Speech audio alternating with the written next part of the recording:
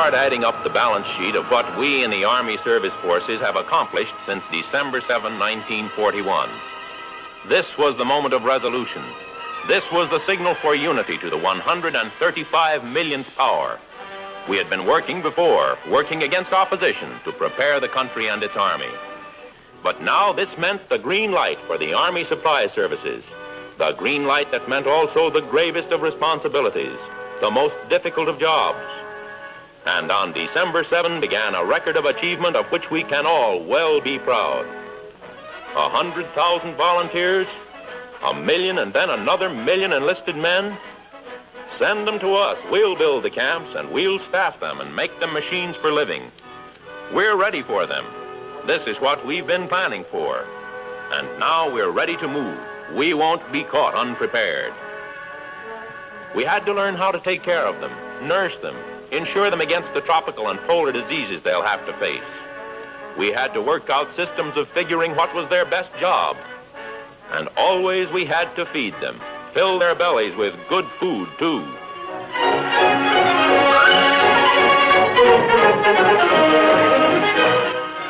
And we faced the monumental job of getting them the tools for their fighting. Designing those tools, testing them, making those tools, mass making them, financing their manufacture and buying them, and finally, making sure they get to the men who need them, whether for training or for fighting. And we got the job done faster than possible, because our need was the most urgent the world has ever known. We had to get the tools to where they would do the most good. That, too, was our job, and a big one. Lend-lease in the billions of dollars worth. Little things like quinine. Big things like trucks. Or still bigger like 50-ton tanks. Allies desperately pressed, holding valiantly, holding time still for us. And the ASF must get to them, as well as to our own men, the tools they need. The men of the ASF, they never learned how important was this part of their job. It's too bad, but we were too busy to tell them. And still, the most important job we had was training our own men. The time that the Chinese and the Russians and the British saved for us saved the lives of these boys, because we were doing our part by getting them the tools they needed to learn their job, and by teaching them how to use these tools.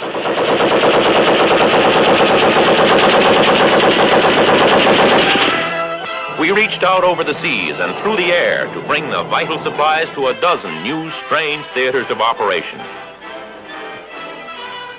And where there was no existing way to move in our supplies, where there was no line of communications, we sent in our engineers, and they made our line for us where none had existed before. And the goods got where they were needed, landed in 100 strange places. We were learning geography the hard way. Guadalcanal, Attu, Accra, Casablanca, Chongqing, Kiska, Cairo, Algiers, Sicily.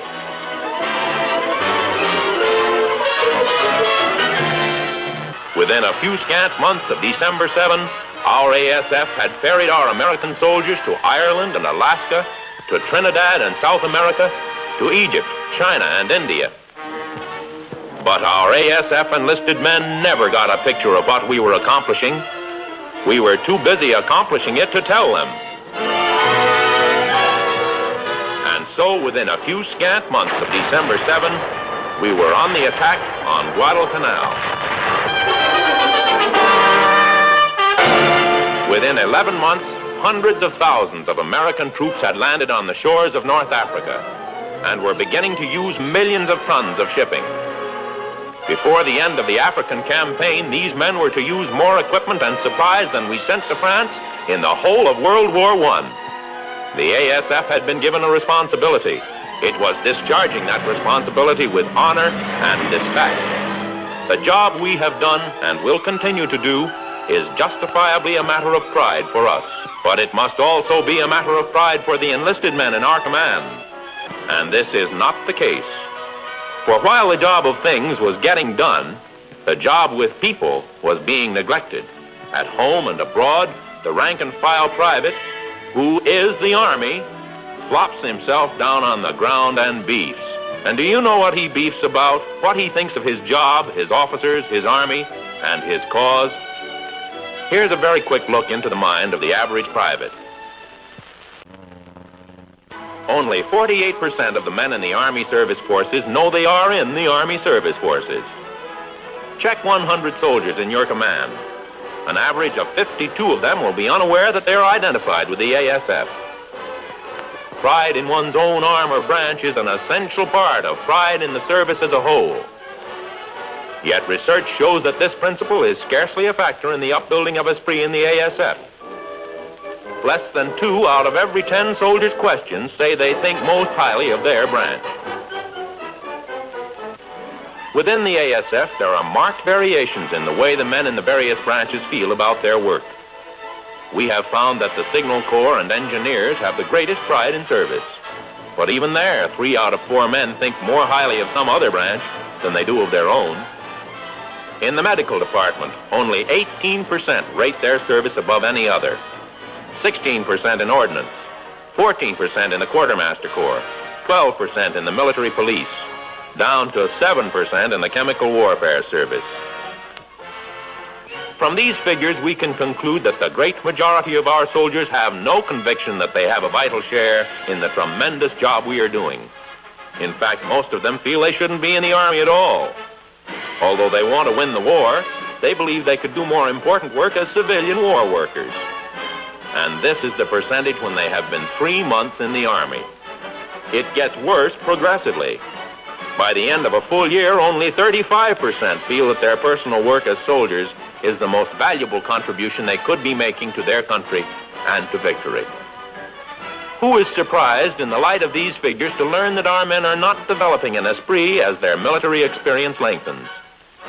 At the end of 3 months of training, only 54% of our ASF troops are proud of their outfit. By the end of the year, the figure has dropped to 30%. We asked them what they thought about the Nazis. Only 38% believed that the Nazis are a tough enemy and that our losses are likely to be high. 43% didn't think our losses would be very great, and another 18% thought our victory would be downright easy. As for their understanding of why we fight, they themselves say, officers and men alike, that their understanding is not thorough enough by half. Only some 58% of the men felt that their comrades know why they are fighting, and their officers agree with their judgment. We asked them about ourselves and our allies. Who, we asked, do you think is trying hardest to win the war?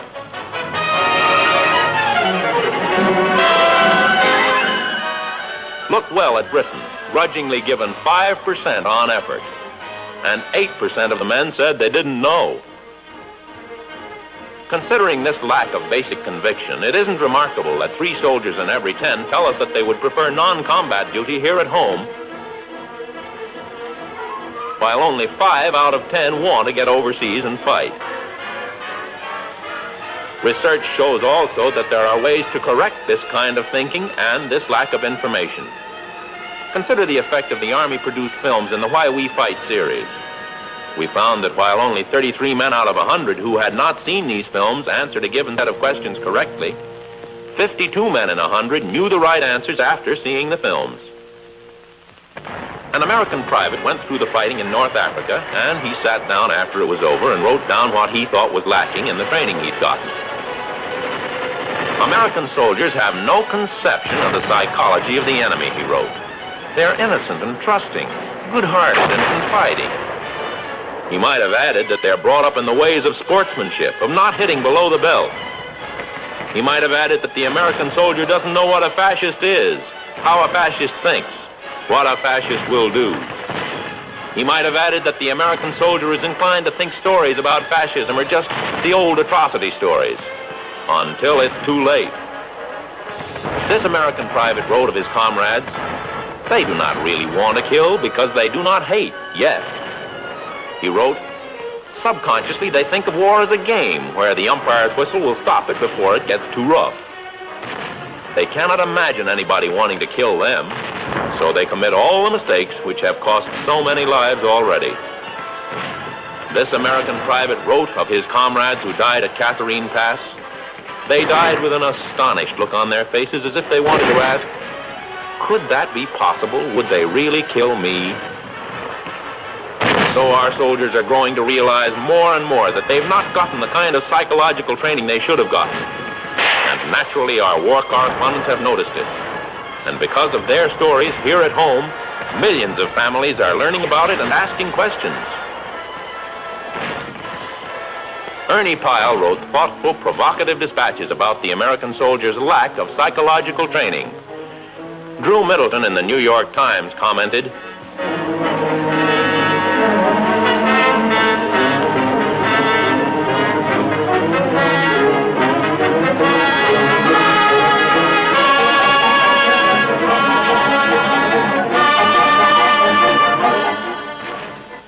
we can translate this. It means most American soldiers are not prepared to fight fascism because they don't understand what a mortal, inhuman, deadly, vicious evil it is. They don't know that fascism is murder. Too often, their own murder is the only way they learn.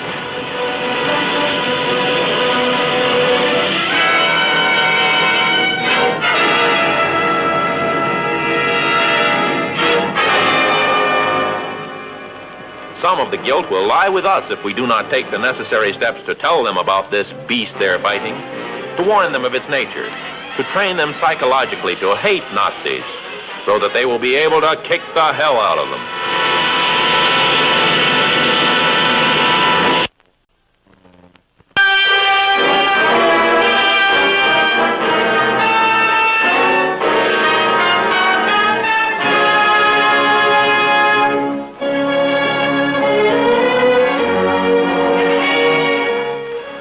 The problem raised by the Allied invasion of Europe, the march of time has brought together three leading military analysts, Anson Baldwin, DeWitt McKenzie, and Paul Schubert.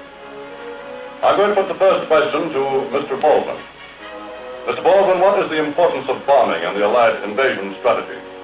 Bombing, round-the-clock bombing by day and by night, will be a major factor in the decline and fall of Adolf Hitler. The air invasion of Europe already has started, but the real bombardment of Germany is just beginning. Air bombing alone will never win this war, but air bombardment may represent the final crowning blow which will bring down the whole crazy structure of Nazism to disaster. But we cannot safely count upon this. We must plan for a land invasion of the fortress of Europe. Mr. Schubert, can we consider the invasion of Italy as a logical first step toward the invasion of Germany?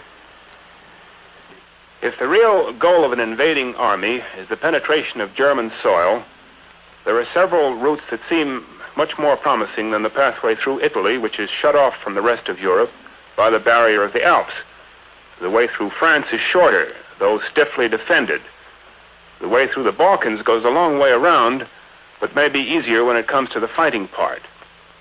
Mr. McKenzie, which of the possible invasion routes appeals to you as leading us most quickly into the inner fortress of Hitler's Europe? The best invasion route is undoubtedly the route which can be most easily supplied. This means an attack on the Atlantic coast of Europe at a point close to a good port and not too far from England, which remains our best supply base in European waters. Such an operation, of course, would not preclude other assaults in the Mediterranean theater. Mr. Baldwin, Mr. McKenzie has mentioned the problem of supply. Do you feel that the supply problem, I think you call it logistics, is the controlling factor in the whole Allied strategy of invasion? There is no doubt about it. In the air, on the land, and on the sea, this is a quartermaster's war. The problem of victory is the problem of supply. Solve it, and the battle's won. Since Pearl Harbor, America has been amassing for the invasion of Axis Europe the greatest stockpile of weapons and materials of war ever created in the nation's history. In its pledge to provide American fighting men for a dozen fronts, present and future, in Europe and in Asia, first thought has been that no battle must be lost, no soldier's life wasted for lack of arms or equipment. At innumerable strategic points in the Western Hemisphere and in distant lands, secret depots are stocked with all the goods an army needs, and today stand ready for the troops who will make use of them. Within the Festung Europa, the fortress created for the Axis warlords' last stand against the wrath of the United Nations, the fascist and Nazi underlings and quislings already know that the hour of retribution can no longer be indefinitely delayed. For since many months, the war of nerves which they invented and exploited has been turned against them, and to good effect. But the master plan by which the Axis power finally will be shattered and the subjugated nations of Europe and Asia return to freedom is still the closely guarded secret of a tiny group of military leaders, members of the war councils of the United Nations.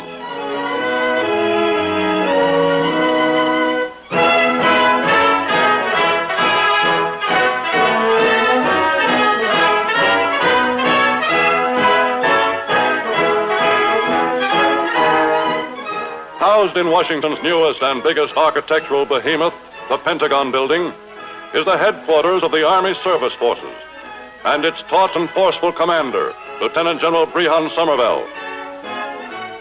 Among his staff are 7 trusted major generals who head the technical services of the ASF, each a key man in America's plan for victory. Oldest technical body in the Army Service Forces is the Quartermaster Corps, traditionally the Army's tailors and caterers. 70,000 different items of food, clothing, and equipment, other than arms, must be regularly supplied by these men for the millions of American troops at home or on the invasion front, as well as many objects destined for Lend-Lease aid to America's allies. Every day at home or abroad, from quartermaster depots, are coming in a continuous flow all the innumerable workaday necessities without which an army cannot live and cannot fight.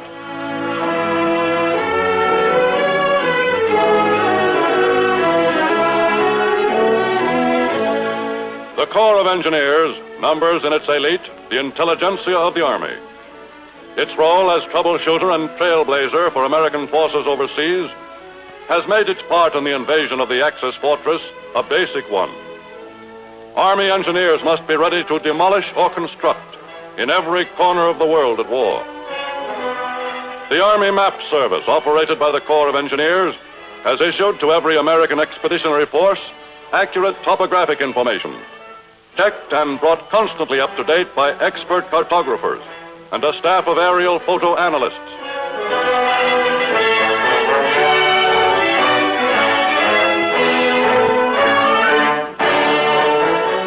High-speed offset presses have already supplied close to 1,000 tons of detailed maps to American forces overseas.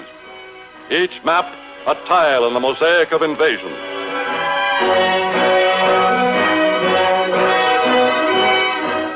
Upon no department of the Army Service Forces have invasion requirements made greater demands than upon the Ordnance Department, charged with designing and procuring all weapons and vehicles with which the Army fights and travels. But in a year and a half of war, American arms production has caught up with and surpassed the combined output of the Axis nation.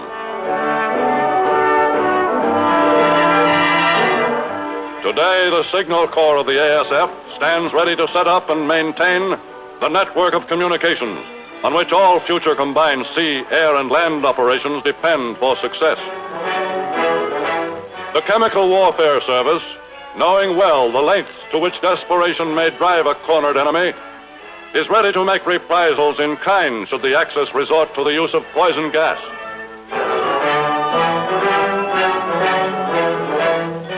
In training, following doctrines laid down by the Chemical Warfare Service, soldiers have been conditioned to gas attacks, become adept in the use of chemical smoke screens. The medical department of the ASF, confronted with problems of medicine, surgery, and hygiene on every continent, has its plans well evolved to combat injury and disease on any and every front. And due to their diligence and research, thousands of lives will have been saved, many an epidemic averted in occupied territory. The transit of tens of millions of tons of supplies and millions of fighting men is the function of the Army Service Forces Transportation Corps, whose men have learned in camp to act as stevedores in distant bridgehead ports and as railroad men in war areas to ensure the delivery of supplies without loss of time to the fighting front.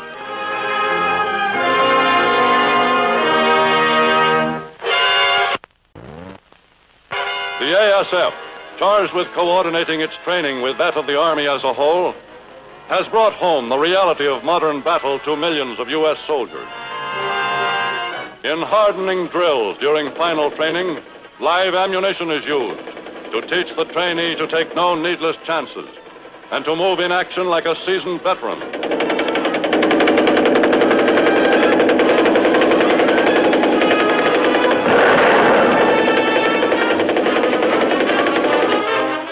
In specialized schools, officers of the Army Service Forces study combat tactics as well as the responsibilities of their own corps. Coordination of service and ground forces is an essential part of their indoctrination.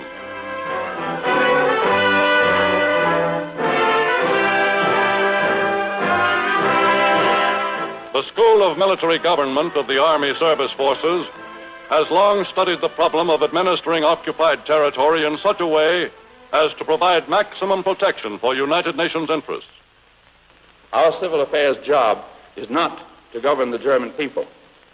Our job is to take control of their city government so as to keep the peace behind the fighting lines, so that our troops will not have to be looking over their shoulders all the time. The point is to find a spot in the city government. What if the burgomaster won't cooperate? We'll make him play ball, or we'll set up another one in his place. Our best bet is to govern Germany through their own officials, supplanting the extreme Nazis with those who will act intelligently and well. Anticipating the financial chaos of reconquered Europe, the ASF has provided millions of invasion dollars to serve as a temporary currency until local finances can be stabilized.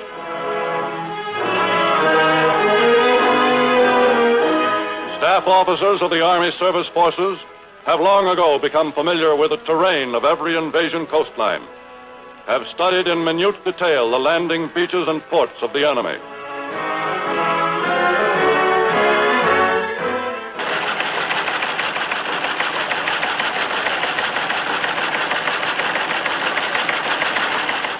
When a long-planned movement of invasion begins, the signal for the execution of the entire complex program passes down the network of ASF command.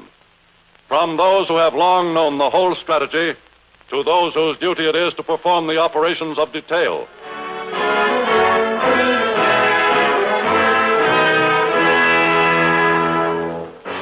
In each of the 10 areas of the U.S. controlled by an ASF service command, things begin to happen, of which the impact will be felt only later, thousands of miles away. In Omaha and Dallas, from the Great Lakes to the Gulf, a mighty army is on the move, quietly and secretly sending its weapons, stores, and men toward its appointed rendezvous, the port of embarkation.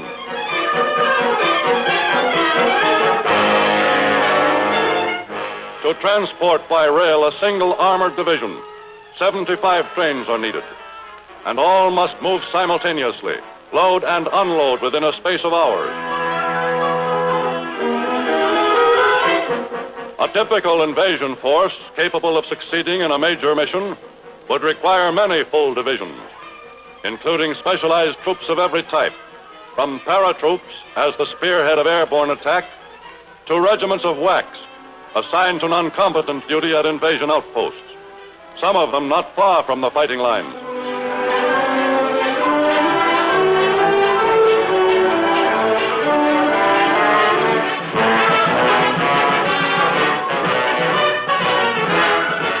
When an invasion force sets out, there may be music.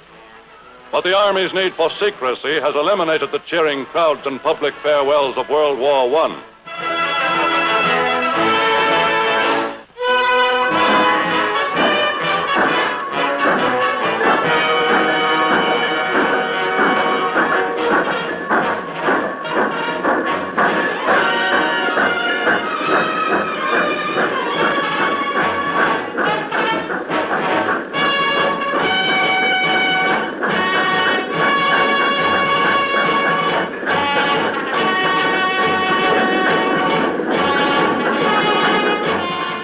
Though the Army has been able to protect the secrecy of all major troop movements, with the voluntary cooperation of the American public, nothing can inhibit the citizens' right of reasonable surmise and logical conjecture. Well, I wouldn't want you to repeat this, but my sister's boy left for overseas last week, and I happen to know he's going straight to Norway. Norway? Why, I heard it was Bulgaria.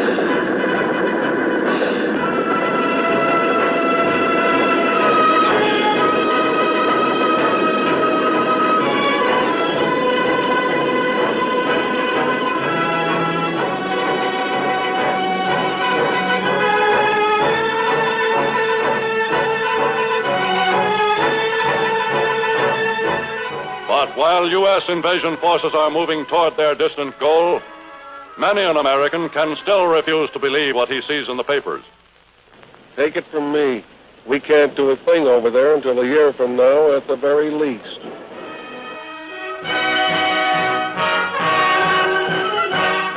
At the port of embarkation, work has proceeded for many days, quietly and efficiently. Since for every soldier landed overseas, an initial 15 tons of supplies and equipment must be provided, at an average of 2 tons a month shipped to maintain him in the field. When an invasion ship is loaded, each object must be in its appointed place, so that when the crucial moment of unloading comes, perhaps under enemy bombardment, those weapons and supplies which are needed first will be the first at hand.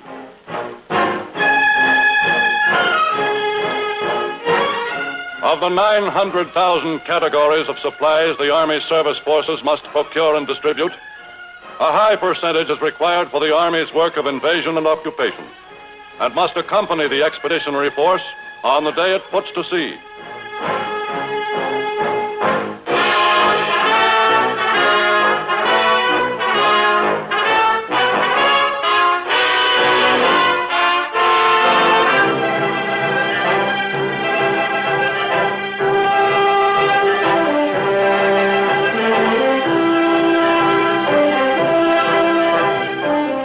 Never mind where I got the tip from. It's hot. In Washington, they're laying 4-1 that the big invasion will get underway by Friday. On sailing day, nothing can have been overlooked, no detail unforeseen. And above all, the plan of attack and the plan of supply must have been meticulously coordinated and timed to the fraction of an hour, even though the objective be an invasion point still thousands of miles away.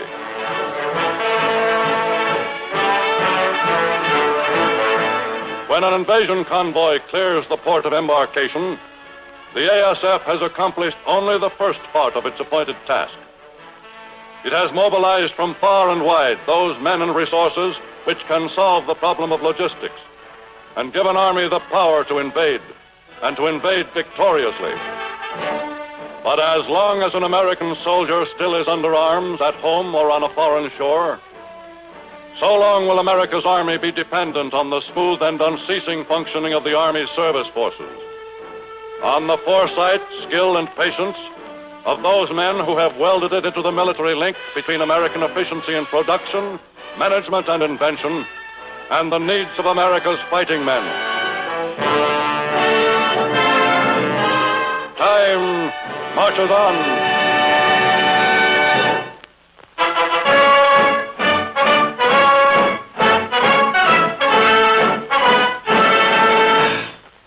If your men see a film like this March of Time, it will help to give them pride in their outfit, which will still have the considerable job of giving them pride in themselves by giving them satisfaction in their work.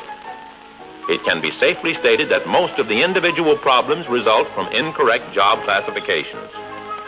Bad classification still exists. A review of all your officer classifications Personal inspection and inquiry throughout all echelons will do much to correct it. This must be a creative job, a job for your initiative and originality. One idea, which is mentioned here only to start you thinking about your specific problems, was devised by an Army Air Forces general.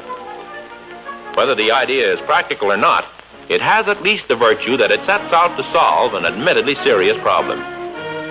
He supplied all the men in his command with a postcard on which the enlisted man or officer may indicate that he believes he is a square peg in a round hole, and may also suggest how he thinks he can better serve the Army. But it should be stressed that this is a suggestion on procedure, not an order, that you must be creative in applying such suggestions to the problems of your own command. Training and arming men mentally is more important than training and arming them physically. And it's not a question simply of getting the right orientation material. It's a question of making sure that material is used. Far too often we have found the materials are being produced only to be ignored. For example, here's a news map. It catches the soldier's eye. He wants information about the war. But the obsolete side of this news map has been used as a poster outside an orderly room for nearly a year.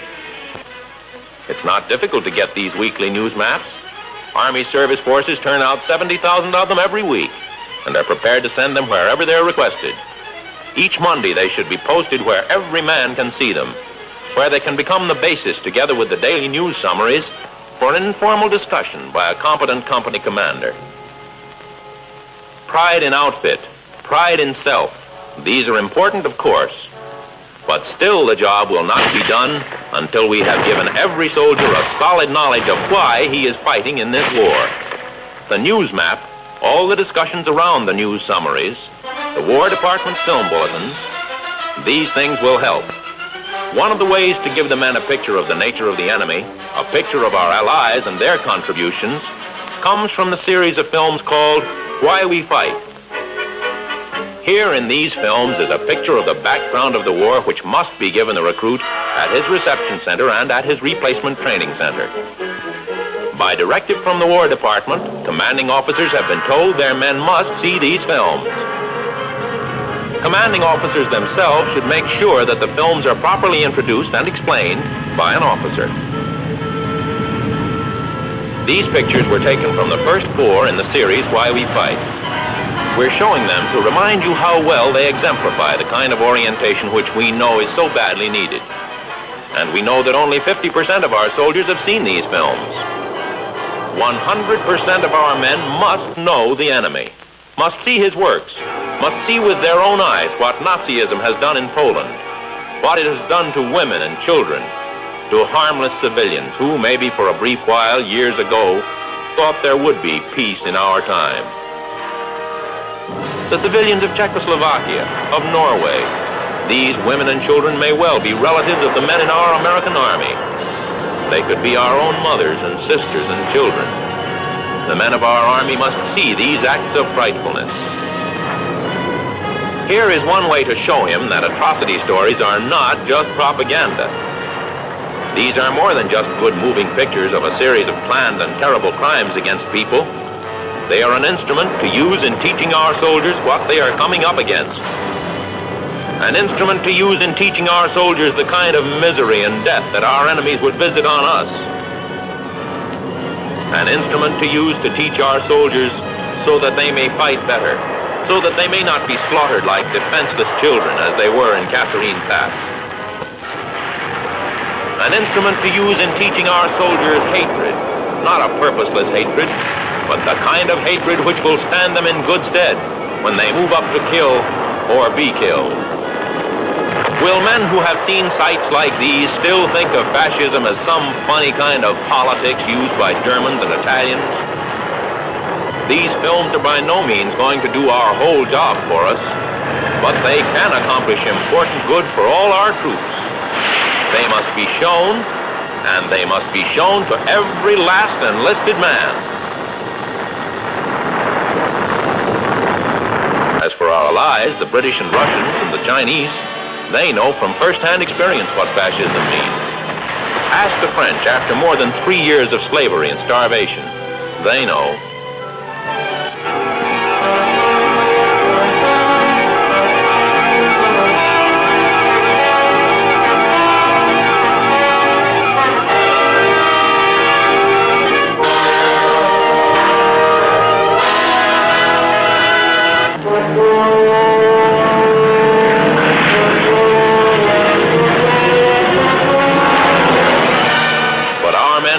had this first-hand experience. Their first-hand experience with a sky blacked with bombers will be actual combat experience. It must be our job to insure them against too great a shock.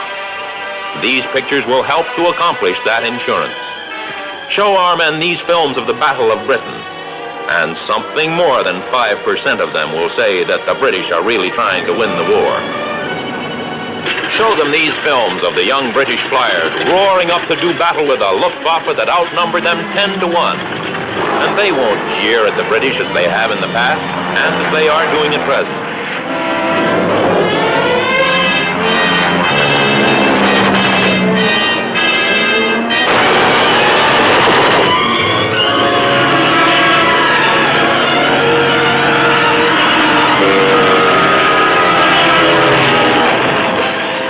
Show them these films of Coventry. Show them the devastation and the flame and the crime, the mortal evil which is fascism and Nazism. Show them why the British are fighting, and they will understand why we fight too.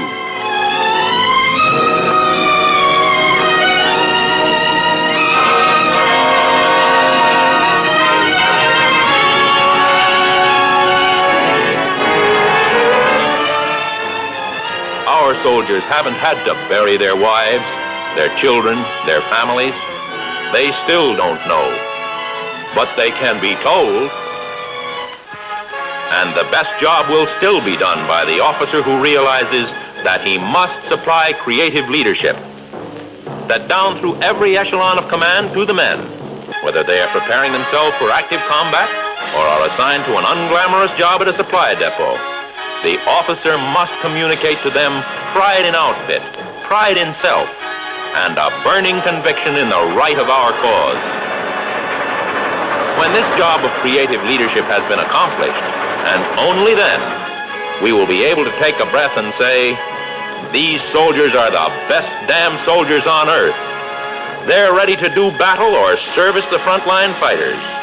They'll win, and in winning, they're learning how to lay the foundations for a secure world, a free world, a world of peace.